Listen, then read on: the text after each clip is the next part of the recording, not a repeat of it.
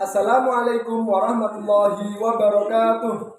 Perkenalkan, nama saya Henry Irfan Susanto, NPK 5871830039004, NIM 202513130262, bidang studi pendidikan bahasa Indonesia, peserta PPG dalam jabatan Kementerian Agama Universitas Muhammadiyah Malang.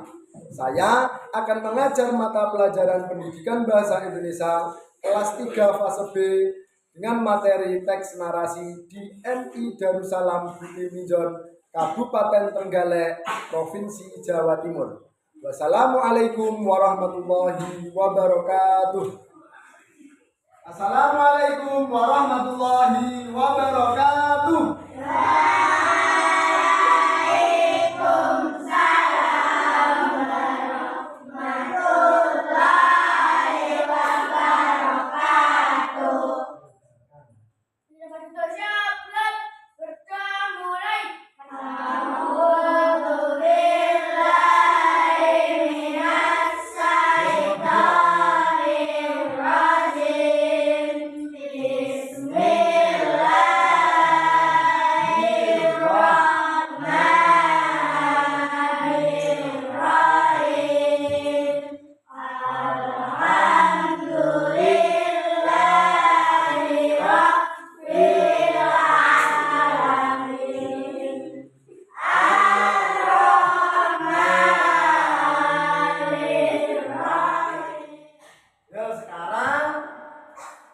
Biasanya kita melakukan apa?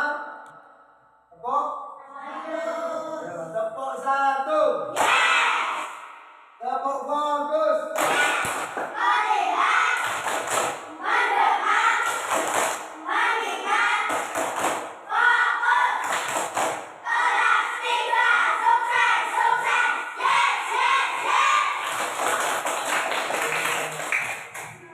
Bagaimana anak-anak hari ini, pagi ini kabarnya sehat semua ya? Terus pada pagi hari ini siapa yang tidak masuk? Berarti ada satu yang tidak masuk. Natasha sakit apa? Panas ya. Jadi didoakan semoga Natasha cepat sembuh. Ya. Sekarang sebelum kita mempelajari pelajaran bahasa Indonesia, marilah kita berdiri dulu menyanyikan lagu apa? Garuda Pancasila. Untuk apa? Untuk kita supaya lebih cinta terhadap tanah air. Yuk semuanya berdiri. Yuk persiapan. Yuk persiapan berdiri. Tidak boleh rame. Yuk 1, 2, 3. Garuda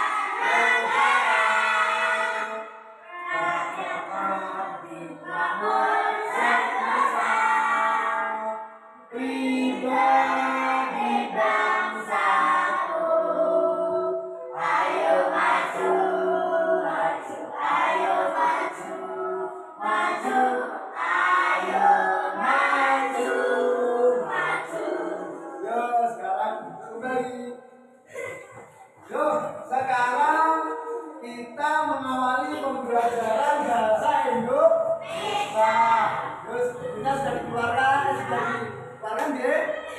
Nah, sekarang dikeluarkan kita halaman 15. Halaman 15 kita mempelajari tentang teks narasi.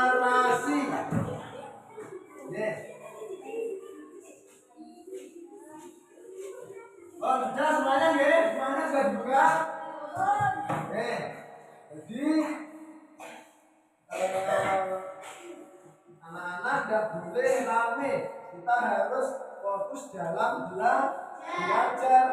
Supaya apa? Supaya kita mendapatkan ilmu yang bermanfaat. Kalian sekolah itu untuk apa sebenarnya? Untuk mencari ilmu. Berarti kalau pelajaran sudah mulai, berarti kalian sudah siap untuk belajar.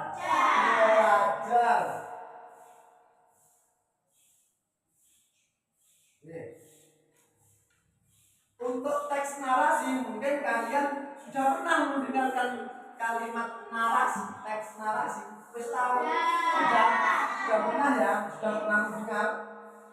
Nih. Jadi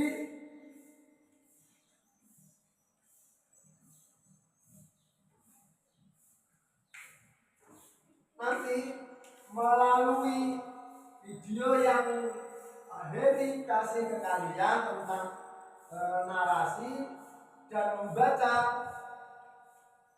diharapkan kalian itu mampu mengidentifikasi pesan dan menghubungkan pesan dalam kehidupan sehari-hari. Jadi nanti setelah pelajaran ini kalian diharapkan bisa mengambil pesannya. Pesan itu apa? Pesan itu amanat,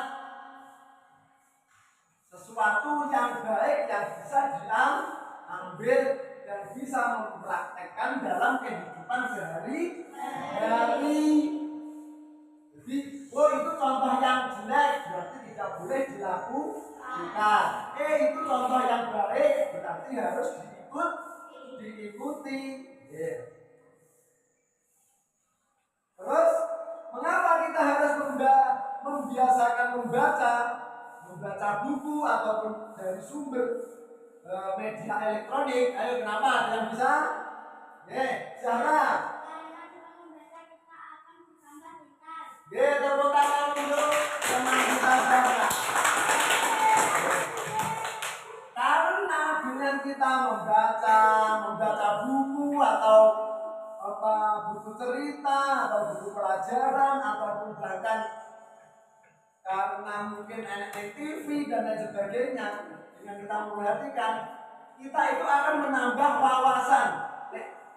Kita melihat berita malah ketipu kabare di Jakarta itu ada apa, itu kan menambah wawasan kita. Dengan membaca buku novel misalnya, contohnya Kancil Nyolong Timun, kita malah mengerti, oh ternyata enek kisah Kancil Nyolong Timun, malah ngerti apa jenenge isi cerita dalam novel Kancil Nyolong Timun. Terus bagaimana kita dapat memperoleh sebuah pesan atau cerita baik dalam kita membaca buku atau melihat TV ataupun HP? Siapa yang bisa? Oh ya, Aksa. Oh ya, tepuk tangan untuk Aksa. Bagaimana caranya? Ya, dengan cara harus membaca dengan dicermati. Orang seumur moco sembarangan membacanya. Tetapi kalau membacanya dihayati, dicermati, kita akan mengerti apa isi dari sesuatu yang kita baca. Dan ada gambar maling undang. Kalian pernah mendengar cerita itu? Maling kundang itu adalah anak yang durhaka kepada siapa? Iya. Itu pesannya dari cerita maling kundang. Berarti ketika ada cerita maling kundang yang durhaka kepada ibunya, berarti kita tidak boleh meniru atau mencontoh, karena perbuatan durhaka kepada orang tua itu adalah perbuatan yang tidak baik dan itu tidak boleh kita lakukan.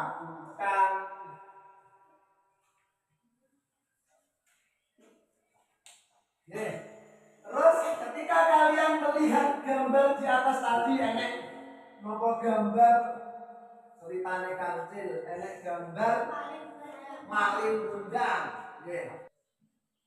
Itu juga termasuk, berarti gambar-gambar itu juga termasuk teks narasi. Dan itu tujuannya kita mempelajari itu. Kita akan mempelajari teks narasi. Yeah. Jadi sekarang disimak, yuk disimak teks narasi, dibaca sehingga Mas Yazid itu teks narasi. Teks narasi adalah jenis teks yang Itu teks narasi. Jadi teks narasi itu adalah jenis teks yang mengisahkan suatu peristiwa berdasarkan urutan waktu yang bersifat fiksi atau non fiksi. Walaupun ceritanya tenanan atau tidak, fakta atau tidak. Jadi teks narasi itu adalah teks yang mengisahkan suatu peristiwa berdasarkan urutan waktu. Contohnya ya novel, cerpen itu cerita pendek, dongeng seperti yang ada gambar di atas, itu adalah contoh-contoh dari teks narasi. Terus tujuannya, Aksa dibaca tujuannya apa? tujuan dan fungsi anak. Itu tujuannya teks narasi. Jadi tujuannya memberikan informasi yang sebelumnya kita sebelum membaca tidak tahu, ketika kita membaca teks narasi menjadi tahu. Terus menambah pengetahuan otomatis karena kita sebelumnya tidak tahu dan tahu, berarti informasi kita menjadi bertambah. Juga sering dijadikan sebagai hiburan, dongeng sebelum tidur, utawa adiknya sampai nangis, dek kesini tak kasih dongeng diceritani, malah tidak nangis. Arep bobo tidak mau karena belum ngantuk, tapi dek sini dek tak ceritani dongeng.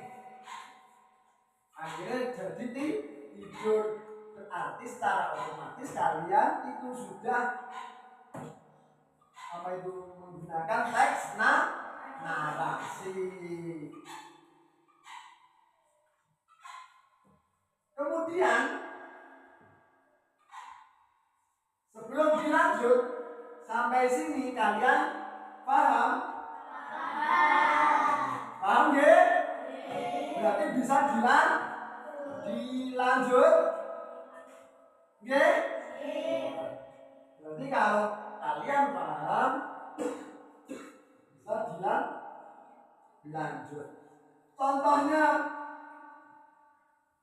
teks narasi apa main? Contohnya novel, dongeng. Berarti kalau kalian sudah paham, dilanjut ya. Setelah kita tahu tujuannya teks narasi dan pengertiannya, sekarang kita melihat ciri-ciri teks narasi. Ciri-cirinya itu dalam cerita narasi mengandung amanat. Amanat yang memang amanat itu pesan yang disampaikan, sesuatu yang bisa diambil dari sebuah cerita. Itu jenenge amanat. Itu amanat adalah pesan yang ingin disampaikan penulis kepada pembaca. Pesan atau amanat ini bisa bermanfaat sebagai pelajaran dalam kehidupan sehari-hari. Contohnya, kayak sekali nyolong timun, ini tukang nyolong berarti tidak boleh diikut. Kemudian setelah mengerti ciri-cirinya tadi, dalam teks narasi itu ada amanat. Pokoknya teks narasi ini biasanya ada amanatnya, ada pesannya. Terus sekarang apa saja tuh sebenarnya unsur-unsurnya teks narasi? Jadi yang pertama yaitu ada tema, kemudian latar, kemudian alur, dan terakhir adalah tokoh. Oke. Tema ini apa toh? Tema ini sebenarnya tema itu adalah gagasan atau pikiran pokok sebuah cerita. Jadi pikiran pokok cerita itu apa? Itu namanya adalah tema. Kemudian latar. Latar itu apa? Latar itu adalah informasi tempat atau waktu kejadian. Misalnya latarnya apa itu Malin Kundang tadi di Sumatera Barat. Kemudian waktunya pada tahun berapa itu pada zaman apa. Jadi menunjukkan waktu dan tempat itu namanya latar. Kemudian alur, apa itu alur? Alur itu adalah rangkaian peristiwa dari awal sampai akhir sebuah cerita. Cerita itu kadang nenek sing maju atau mundur, itu namanya adalah alur. Cerita dimulai dari awal atau akhir atau gabungan. Itu enek sing jenenge apa itu alur maju atau mundur. Yang jelas alur itu adalah rangkaiannya cerita dari awal sampai akhir, itu namanya alur. Terus tokoh itu adalah pelaku atau pemain dalam sebuah cerita. Tokoh karakter dalam suatu cerita, misalnya tokoh A itu burung, tokoh B itu halus, lemah lembut, penyabar dan lain sebagainya. Itu adalah tokoh. Kemudian sudut pandang, jadi merupakan arah pemandangan dan penyampaian penulis ketika menyampaikan sebuah cerita. Bisa dengan sudut pandang orang pertama, sudut pandang orang kedua, ataupun sudut pandangnya orang ketiga. Itu adalah unsur-unsur yang membentuk teks narasi. Ada 5 itu tadi. Oke. Sekarang setelah kalian mempelajari artinya dari awal tadi, arti dari teks narasi, kemudian tujuannya teks narasi, kemudian ciri-cirinya teks narasi, kemudian unsur-unsur yang membentuk teks narasi, berarti kalian sudah tahu apa itu cerita narasi. Jadi ya cerita narasi dari mana? Yang kalian pelajari mana dari mulai awal. Setelah kalian paham tentang teks narasi tersebut, sekarang kalian akan diperkenalkan dengan sebuah video yang nanti kalian amati, yang kalian cermati. Siapa saja tokohnya. Tokoh itu pelakunya sapa ae, dieling-eling. Kemudian wataknya bagaimana, watak pelaku itu bagaimana. Siap? Ya, sekarang kita saksikan bersama.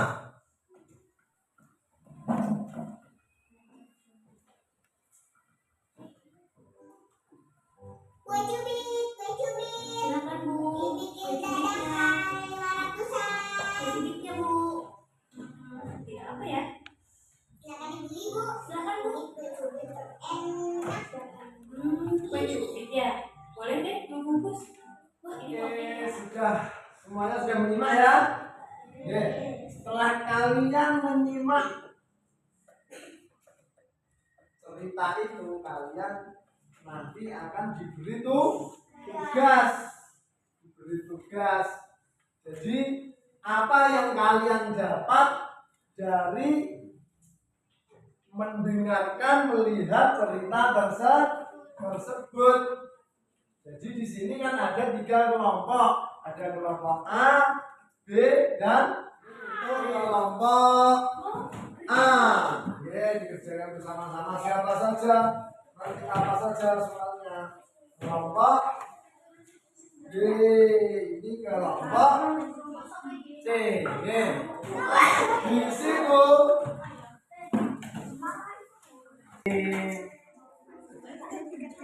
ya. Terus ya. Yang ini dikerjakan. Ini apa? Terus tokoh-tokohnya.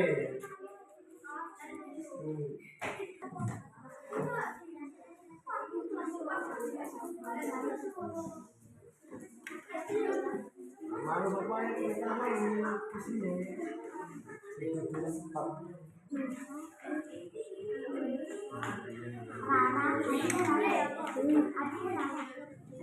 Yuk sekarang setelah kalian mengerjakan tadi, sudah kalian mengerjakan?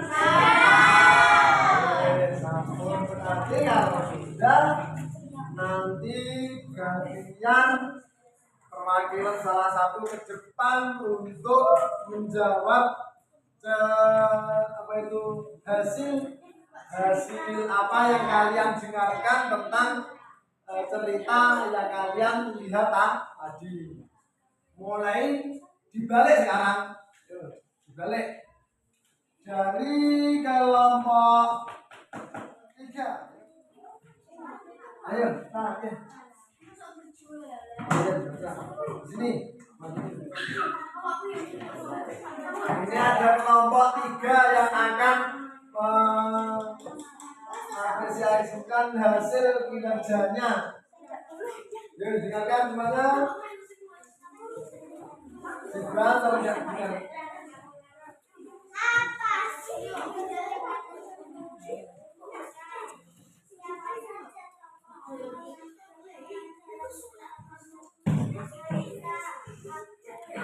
Jadi dengarkan, dengarkan.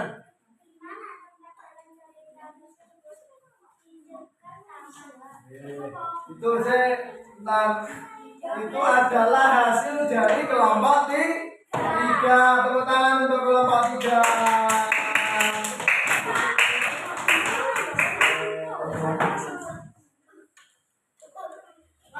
Ya, sekarang ganti kelompok 2A.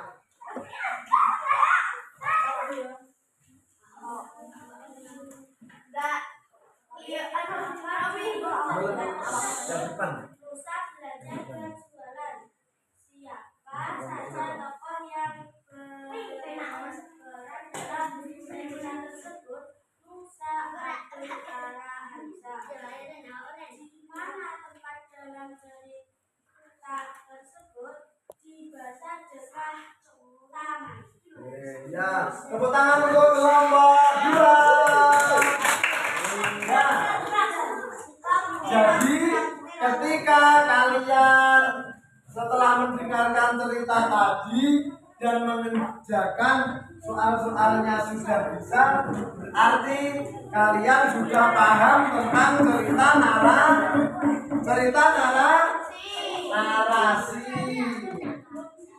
Nah, jadi yang penting cerita narasi itu ya tadi penjelasannya seperti tadi, terus ciri-cirinya juga seperti itu tadi, ada amanatnya, terus unsur-unsurnya yang unsur-unsur dari teks narasi itu ada 5 tadi, ada tema dan lain sebagainya. Ya gitu. Ya, setelah kalian mendengarkan atau melihat video tadi, kemudian kalian mengerjakan soalnya ternyata kalian sudah bisa, berarti kalian sudah paham. Anak-anak, setelah pembelajaran yang telah kita lalui dari tadi, mungkin dari anak-anak ada yang mau bertanya. Oh ya, Aksa, tanya apa Aksa? Pak, tema itu apa? Oh ya, jadi tema itu adalah salah satu unsur yang membentuk teks narasi. Ada 5 tadi, salah satunya tema. Aksa bertanya tema itu apa? Ada yang tahu lainnya? Tema itu adalah pokok pikiran dalam sebuah cerita. Jadi pokok pikirannya dalam sebuah cerita itu namanya tema. Sudah paham, Aksa? Ya. Ada yang lain? Atau semuanya sudah paham? Semuanya sudah paham? Ya. Kalau sudah, berarti dalam sebuah teks narasi yang perlu digarisbawahi adalah tanda-tandanya. Teks narasi itu pasti ada amanat yang disampaikan, pesan yang disampaikan, jangan sampai lupa. Kalau sekarang anak-anak sudah paham tentang apa itu narasi dan semua perangkat tentang narasi, untuk itu pelajaran untuk hari ini kita akhiri. Jadi nanti kalau mungkin agak lupa dibuka ya, dipelajari di rumah. Semoga apa yang kita pelajari hari ini bisa bermanfaat. Sekarang bukunya dimasukkan, saya akhiri.